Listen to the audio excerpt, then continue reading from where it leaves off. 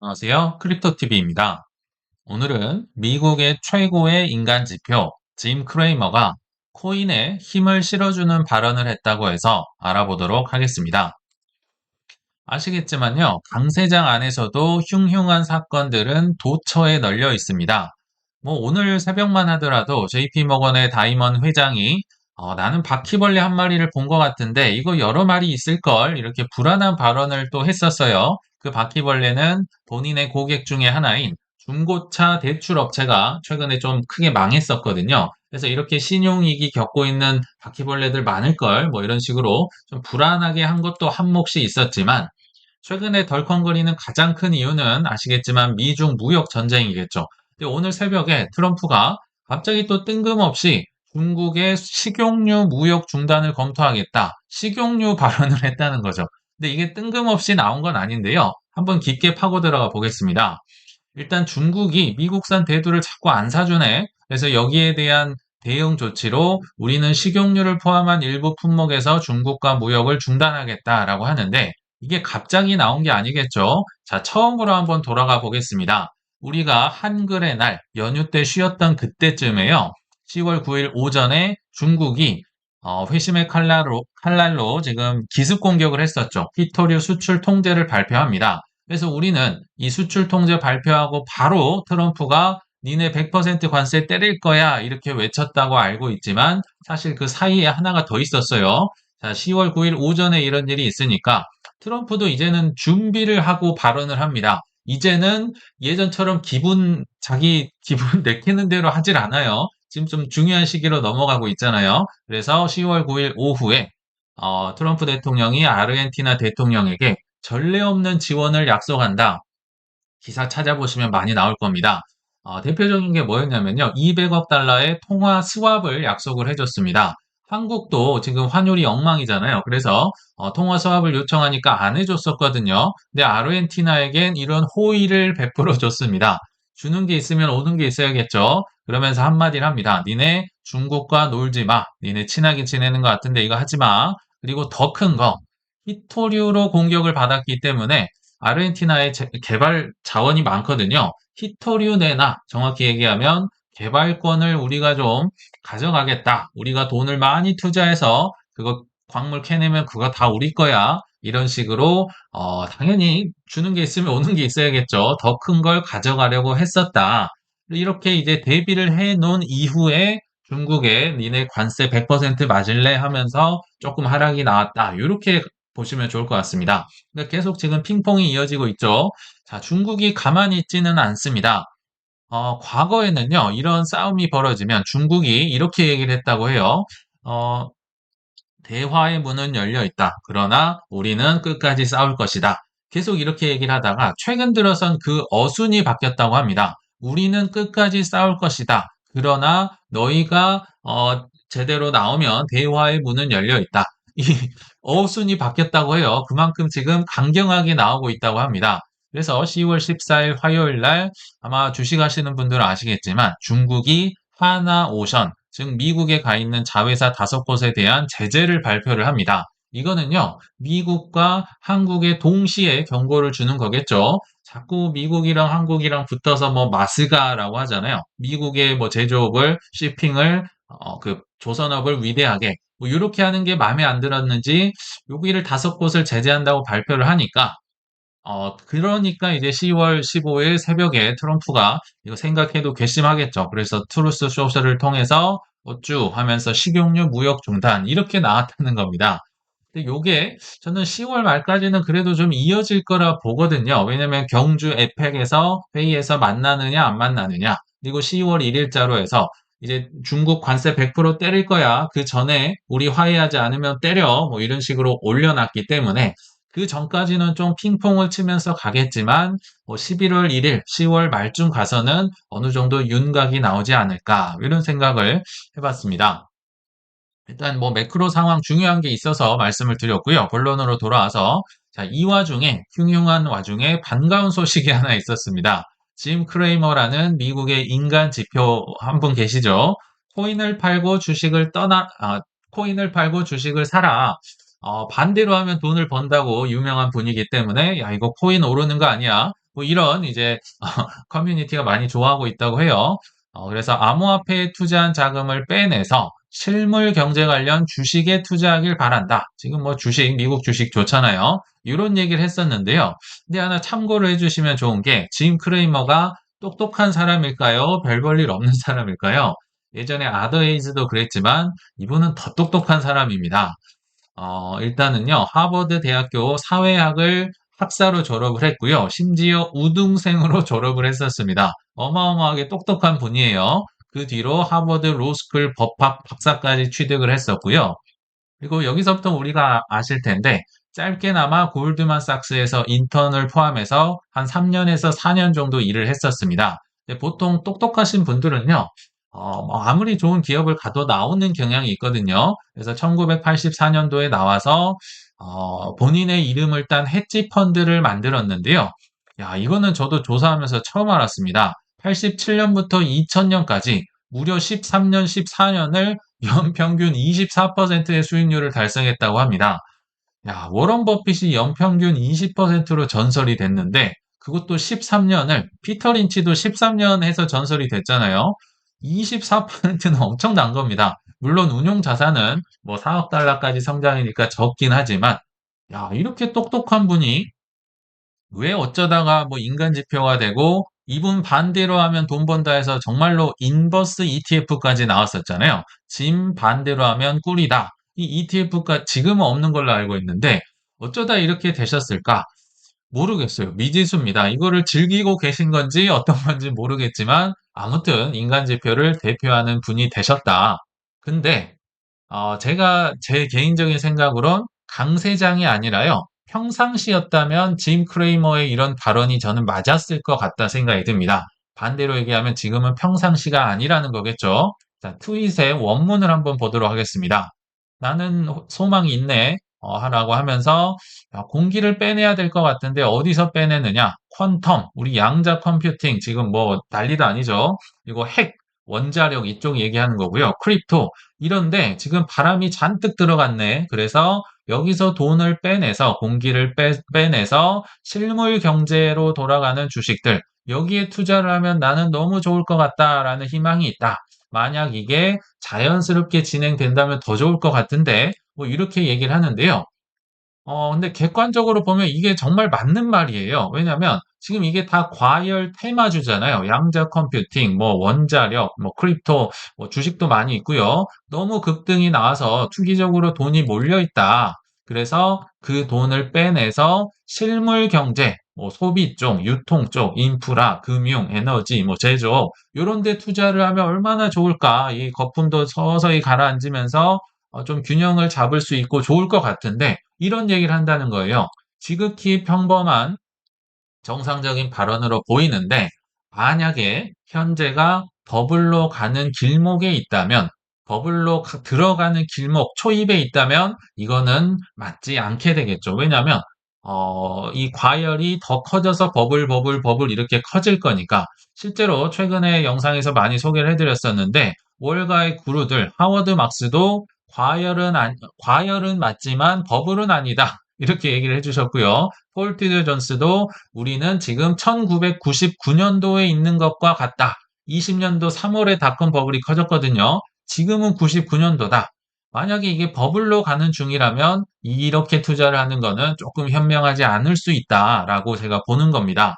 자, 그럼 뭔가 구체적인 데이터를 말씀을 드려야겠죠. 짐 크레이머 말만 이렇게 전달하면 안 되니까요.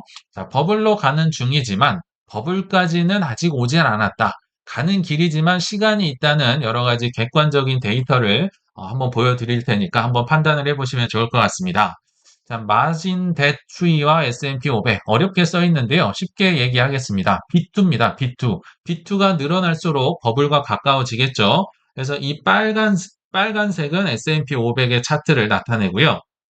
이 파란색 막대 그래프 삐쭉삐쭉한 게 B2의 규모, 이 증권사한테 돈을 빌려서 뭐 주식이나 이런 데 투자하는 그 B2를 나타내는데요. 한눈에 보시더라도 이렇게 삐쭉삐쭉한 데 있죠. 빨갛게 이렇게 칠해 놓은 데가 아마도 버블이었던 과잉, 이제 투자, 레버리지를 일으켰던 그 구간이라고 보시면 좋을 것 같습니다. 자, 첫 번째 주목을 하실 거는 현재의 주가, 이 주황색이 엄청나게 치고 올라왔었죠. 그러니까 급등 구간, 과열 구간, 고점 구간은 맞는 것 같아요. 한눈에 보더라도 너무 많이 올라왔잖아요. 자, 그렇지만 B2가 따라와야 되는데 지금 B2가 못 따라오고 있습니다. 여기 보시면요. 그 옛날 사실 현재로 올수록 B2 규모가 커지거든요. 돈이 더 많이 풀려서. 근데 과거에도 이 주황색 S&P 500을 B2가 치고 올라왔습니다. 다 이제 빨간색 위에 있잖아요. 주황색 위에서 한참 놀고 있다가 여기 뭐 서프라임 모기지 때 잠깐 떨어지고 팬데믹 때 잠깐 B2가 꺾였지. 이 B2가 이제 일상인 시대를 우린 살고 있어요. 근데 B2가 지금 어디 있습니까? 이 빨간색 아래에서 놀고 있다는 겁니다. 그러니까 최대한 이 위로 올라올 가능성이 매우 높아 보인다. 과거의 여러 통계를 보면요. 이게 시각화를 하니까 좀 쉽게 보이는 거겠죠. 게다가 최근에 제 말씀드렸지만 JP모건에서 무려 2,100조 원의 대출, 뭐 관련 생태계 지원을 해주겠다. 유동성이 올라오겠죠. 그리고 비금융기관에서도 엄청나게 지금 유동성을 올리고 신용을 창출해주고 있다. 예전에 설명을 드렸고요. 이렇게 지금 되고 있는 이유가 뭐 페드에서도 지금 돈을 풀지 않고 있었잖아요. 근데 오늘 새벽이었죠. 제롬 파월이 연설을 했는데 드디어 QT를 중단하겠다. 뭐 몇 달 안에 하겠다. 이런 얘기를 했고요. 10월 달에도 금리를 인하할 것처럼 발언을 했었습니다.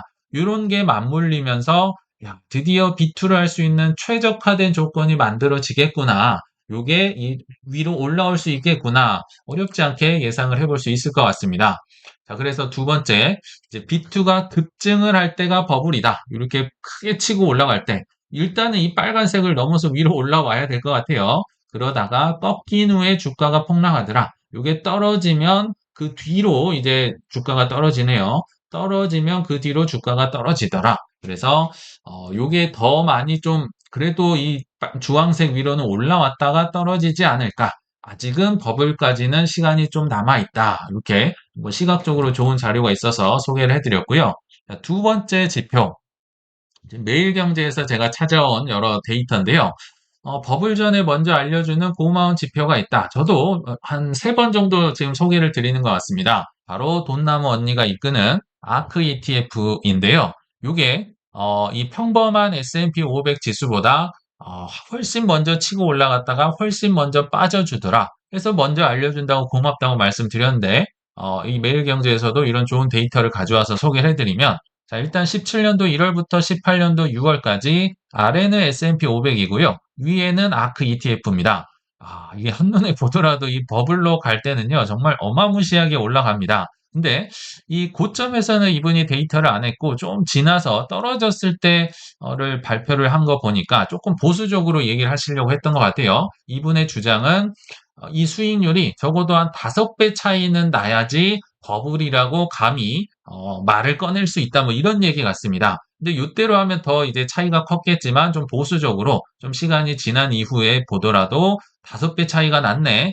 요 정도는 돼야 아크가 먼저 치고 올라가니까요. 버블이라고 할 수 있다. 그리고 20년도 1월부터 21년 6월까지도 역시 아크 ETF가 어마무시하게 치고 올라왔었죠. 그리고 이게 S&P 500이라고 보면 이때도 한 5배 차이가 났는데요. 예전에 말씀드렸지만 아크 ETF는요. 정말 빨리 올라갔다가 정말 빨리 꺼집니다. 그래서 사실 이때 고점이 제 기억에 21년도 2월 1일이었습니다. 우리 크립토는 21년도 4월이 정점이었는데요. 크립토보다도 빨리 21년도 2월 1일자로 해서 정점을 찍고 훅 내려왔다가 또 좀 올라왔네요. 그러니까 사실 굉장히 보수적으로 지금 5배 정도 차이가 난 거잖아요. 그래서 5배 정도는 차이가 나야 그래도 버블이라고 한번 좀 검토를 받을 수 있다. 이게 이분의 논리 같은데 일리는 있을 것 같아요. 그래서 5배는 최소 차이가 나야 된다. 그럼 현재는 어떤지 한번 제가 살펴보겠습니다.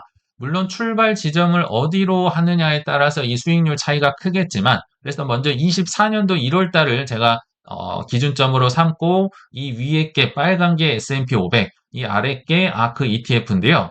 야, 이 점을 찍자마자 그냥 잠수를 하기 시작해서 그러니까 별 볼 일 없을 때 재미없을 때는 아크 ETF가 최첨단 주식들이기 때문에 완전 바닥을 깁니다. 그러다가 지금 언제 올라왔나요? 올해 한 6월에서 7월 서클 IPO가 터지고 막 비트마인의 톰리의 막 조셉 루빈의 이런 사람들이 언론에 나오면서 그때서야 추월을 했습니다. 그때 추월을 하고 또 조금 지지부진하다가 최근에 이제 막 고개를 드는 뭐 5배는커녕 아직 반도 오르지 않았다. 24년 기준으로 보더라도요. 정말 더 옛날로 거슬러 가서 2016년부터 한번 보겠습니다. 빨간 게 주식, 파란 게 아크 ETF인데요. 그냥 이 흐름을 한번 보자는 거죠. 여기 보시면요. 정말 S&P 500이 뭐 거의 멈춰 있는 것처럼 어마무시한 상승을 21년도 2월 1일자로 찍죠. 그리고 쭉 떨어졌다가 또 반등했다가 쭉 떨어져서 뭐 최근 한 1년에서 2년, 3년까지는 뭐 잠수를 하고 재미가 없다가 이제서야 막 치고 올라오고 있다. 방금 출발했다라고 제가 쓴 이유가 있습니다. 뭐 절반도 아직 차이가 50% 차이도 나지 않는 것 같은데요. 또 하나, 최근에 JP모건 어제 소개드린 게 정말 큰 임팩트가 있어서 자주 말씀드리는데 4대 첨단 분야에 2,100조 원을 투자하겠다고 했잖아요. 근데 이 아크 ETF의 포트폴리오와 이 첨단 분야가 꽤나 겹칩니다. 어제 JP모건이 얘기한 게 뭐 히토류다, 의약품이다, 국방 쪽이다, 뭐 팔란티어 같은 거요, 에너지, 뭐 AI, 양자 컴퓨터 여러 가지가 있고 JP모건이 어제 얘기는 안 했지만 크립토는 따로 빼서 뭐 지원을 하고 담보대출을 하고 있죠. 조금 민망하니까. 그래서 이런 것들을 볼 때 이제 막 JP모건에서 2,100조를 투자하고 있기 때문에 앞으로 그래도 훨씬 많이 올라갈 가능성이 있겠구나. 근데 이게 미리 꺾여주기 때문에 좀 버블을 감별하는 데 도움이 되겠구나. 여기까지 한번 보시면 좋을 것 같습니다. 마지막으로 세 번째 데이터인데요. 이 역시 좀 흥미로웠습니다. 중간 선거까지 가는 길이 어떨지 과거 통계를 보면 조금 그래도 도움이 되겠죠. 근데 이게 중간 선거 가는 길에 주식의 경우는요. 좀처럼 떨어지질 않더라고요. 근데 중간 선거 가는 길에 뭐가 있습니까? 보통은 크립토의 겨울, 우리로 치면 18년도, 22년도, 2014년도 다 크립토가 혹독한 겨울을 맞이했던 그때거든요. 근데 생각보다 주식이 떨어지질 않았었네요. 최근 들어서만 좀 떨어졌지 과거에는 오히려 괜찮았다. 이 통계가 뭐냐면요. 좀 복잡하게 돼 있는데 자, 중간선거 이전 해 10월 1일부터 중간선거 해 6월 30일까지가 녹색. 근데 어려우니까 쉽게 하겠습니다. 지금으로 따지면 중간선거 이전 해 25년 10월부터 중간선거 해 6월 30일까지 26년 6월까지 앞으로 요런 느낌으로 갈 것이다. 과거의 모든 통계가 이제 초록색이라고 보시면 되고요. 기간을 보시면 되겠죠. 그리고 26년도 6월부터 26년도 12월, 그러니까 중간선거 해 있는 하반기의 통계를 보면 파란색 느낌으로 갈 가능성이 높다. 근데 그러니까 과거에 어느 때를 보더라도 웬만하면 올랐네요. 이때도 올랐고 이때는 더 올랐고 2010년도에 약간 26년도 상반기쯤에는 약간 마이너스가 났지만 다시 하반기 가서 크게 올랐고 2014년은 뭐 엄청난 펌핑을 둘 다 했었고 이제 2018년과 2022년이 조금 어려움을 기록했었는데 이때는 약간 예외적인 일들이 있었습니다. 그 전에 17년도 그렇고 21년도 그렇고 뭐 주식이 너무 많이 올랐기 때문에 인플레를 잡겠다 해서요. 제롬 파월이 과격한 금리 인상을 했었거든요. 기억나실지 모르겠지만 2018년도 6월에서 12월 이때가 이제 중간선거 있는 당해 직전이거든요. 무려 금리를 1.75%였는데요. 2.5%까지 올려버립니다. 0.75%나 세번이나 올리고 이때 당시 제롬 파월의 그 연설도 굉장히 과격했어요. 나 더 올릴 것 같아, 더 올릴 것 같아 이랬거든요. 그래서 조금 이 주식이나 코인이 별로 재미가 없었구나. 근데 22년도는 기억하시겠지만 더 심하죠. 22년도 6월에서 12월 1.5%였던 금리가요. 12월 말에 되니까 4.5%가 돼 있었습니다. 지금 FOMC 회의를 5번 했는데 3%가 올랐다는 건요. 자이언트 스텝 0.75%짜리가 3번이나 껴있다는 겁니다. 그리고 빅 스텝도 한 번이나 2번 들어가 있어요. 이렇게 금리 인상을 해버리니까 22년도에 주식이 남아나질 않았다. 뭐 코인은 말할 것도 없고요. 그래서 이런 좀 특이한 경우가 있었다. 요거를 이제 참고를 해주시면 되는데 문제는 모든 안 좋은 경우를 통틀어서라도 중간 선거 전에도 2.7% 정도 수익 코인 아니 주식이 올랐었고요. 중간 선거해 그러니까 중간 선거 직전에는 더 많이 올랐다. 모든 걸 통틀어서도요. 뭐 18년, 22년 합쳐도 어마무시하게 이제 단순 제가 계산을 해본 건데 많이 올랐다는 겁니다. 근데 현재 기준은 어떤가요? 이렇게 고금리 막 뭐 자이언트 빅스텝 나오는 시기인가요? 아닙니다. 현재는 지금 중도를 지키려고 노력했던 버티는 페드 의장을 갈아엎는 날을 앞두고 있습니다. 정확하게 제롬 파월의 임기가 26년도 5월 15일쯤으로 제가 기억을 하거든요. 이 제롬 파월이든 아니면 그 뒤로 갈아엎는 분이든 이런 금리 인상을 할 수 있을까요? 이 상황에서 제가 볼 땐 쉽지 않겠다. 그래서 어느 정도 중간 선거 가는 길목도 나쁘지 않겠다라고 계속 말씀을 드린 겁니다. 어, 이 외에도 정말 금융 엘리트들의 행동이 정말 일관되게 말과 행동이 일치하고 있어서 사실은 그 어느 때보다도 개인적으로는 편안한 투자를 하고 있다라고 보이거든요. 자, 그분이 누굴까요? 가장 큰 형. 이분은 고객들에게 예의가 아니라면서 사실은 TV에 잘 나오지 않는다고 본인이 밝혔던 분입니다.